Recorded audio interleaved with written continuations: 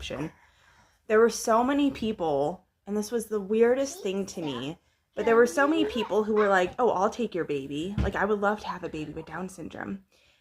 And I remember more than once, I had these moments of, okay, there's something that we are missing here, because it's like we don't want our baby, but there's so many other people who would love to have him. So what are we missing? And at the time, it wasn't really strong enough to change our decision. Our fears very much got the best of us. We were terrified. We thought our lives were not going to be over. That's a little dramatic, but we weren't ready for the changes that it might bring.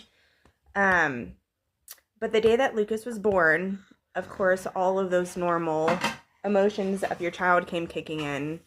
And we talked maybe that whole first day, and just at the end of it, decided, you know what, we're just going to take on whatever comes our way. He's really healthy right now. But even if things come up, we're just going to deal with it. And it's just something that we need to do. And luckily we had a family that was super supportive. I think they could tell that it was just really hard from the beginning for us. We struggled a lot emotionally. But that's one of the reasons I wanted to start this channel. Because I want to be open about the feelings that I had in the beginning.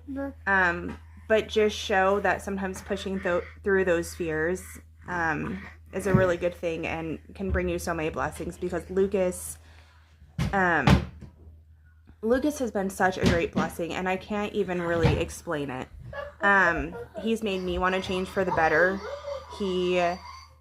I've seen a change in my kids, and I remember hearing all of this stuff too, that people would say, oh, he'd bring your family closer and all this stuff, and I would just kind of shrug it off and be like, yeah, whatever. It's your kid, of course you're going to say that, but it 100% is true.